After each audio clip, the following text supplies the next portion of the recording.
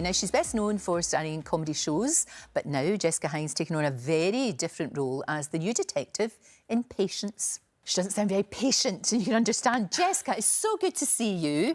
This is just such a totally different role for you, isn't it? Yeah. I mean, normally mainly I'm known for comedy. So sure. Yeah, it's a big change for me. It is, absolutely. Yeah. What was it about this that you really wanted to do this one?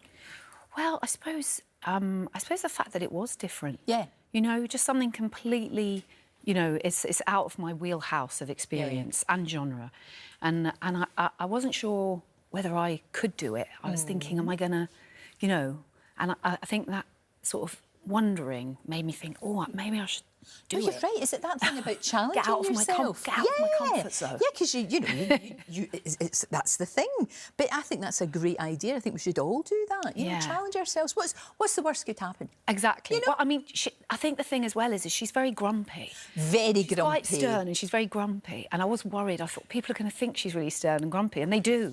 They do think that. Because she is. Because she doesn't approve of Patience. Because Patience has got her own problems, and her problems make her actually very good at what she does, but she is kind of not really part of the team in a sense. Yeah. And your character's not really happy about that. Well, she's quite a rule follower. I mean, she's morally very strong, and she has principles. You know, she believes in the law and what's right. Sure. She thinks she should do what's right.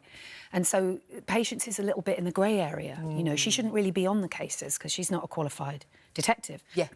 So but she's got a great outlook. But she's brilliant. And then through the series, that really comes across, you know, the fact that she's got this special skill and passion.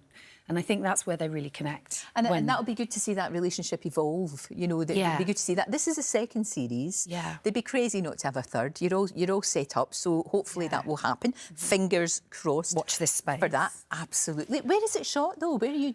Well, it's set in York. Yes, so of course. You know, we do a location in York. We film all the outside, and we film a lot in York. And then we go to Belgium as well, and we film, because the production company is Belgium. Yeah, so we rather lovely. Film a lot in Belgium. And also lovely. that, when, you know, especially for you when you're coming into something new, when you're doing that on location, it's great because you all get to know each other really well. Oh, we had such a laugh. Oh, that's good. I'm glad to hear it. Absolutely, that was that. I feel like it was such a privilege. Yeah. Hanging out with the youngsters, Lorraine. Being, you know, hanging and you know, it was jokes. As I think they say. Jokes. It was jokes, Lorraine. And you can pick up all the lingo, which is very good. Yeah, but it was very serious. The work was very serious. It was a lot of kind of murder solving. Yeah. And I think the plots are very fun. You know, it's every episode is like a puzzle, and it wants to be a fun puzzle. Yeah. And we're kind of there, you know, interacting as a team. Yeah, and we're working it out as we're going along. I'm there kind of being quite stern and quite detective-y. Quite good, though, to be that, after all of the different roles. Yeah. Also wanted to ask you as well about directing, because, you know, we're nearly at the stage where being a female director is no longer, everybody goes, oh, that's interesting and different, and how amazing is that? Well, Chloe Zhao, just getting, you know, Hamnet. I mean, what fantastic director she is. Of course, but we need so many. We need more women directing. Is that something you would like to do more of? Because I know you have. Do you know I would? I'd love to do more of it. I mean, I think with me it's always a balance, and it's what comes in. Sure. And, you know, when work comes in and I'm sort of like, oh, I'll do that, then it pulls me away from something else. Exactly. So I can't, it turns out I can't do it all. No. At the same time. No. Exactly. And of course, we know you, like we said, we know you from comedies like W1A, which I know they say is a comedy, but for me it's a documentary. I have worked at the BBC, and it's essentially a documentary, and you can chortle and laugh at it, and it's absolutely brilliant. Will that always be your first love, though, comedy? Do you know, I think so. Yeah. And actually, even when I'm kind of doing drama, I'm always thinking, maybe, because should I do this? You know, what if I do a little trip? Yeah. You know what? I could bang into the doorpost. And they're like, no. It's OK, bring that back. Well, something that I really, really agree with you so much is about drama being taught in schools. Now, we know all about cuts and things like that, and I know how passionate you are about this. Yeah. Because when I was at school in Glasgow, we used to have a show every kind of term. We would have a wee show. And we also used to get drama students from the Royal Academy in Glasgow would come and put shows on for us, just in the classroom. It was nothing...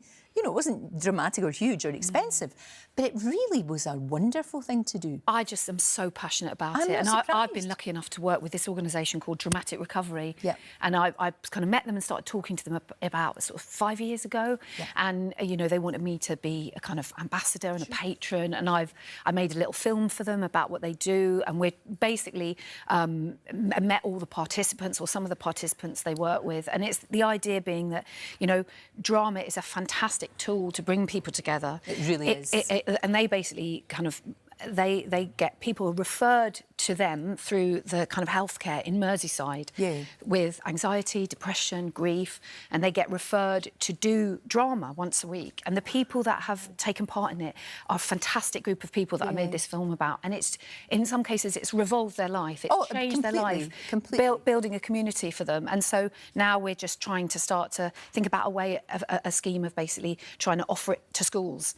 So that's what we're working on this year. We're doing a little pilot scheme with the local schools where I'm in Folkestone, and then to build a kind of something that potentially, hopefully, we can start to support and roll out all over. So schools can contact Dramatic Recovery and say, bring your drama to us. What a brilliant idea. More power to you for that, because apart from anything else, apart from helping people on that level, the massive boost to self-confidence and for the future, you can't put a price on communication, that. You can't put a price confidence. And like you know, it happened for me in school, the teachers who changed my life, the drama teachers. It's great.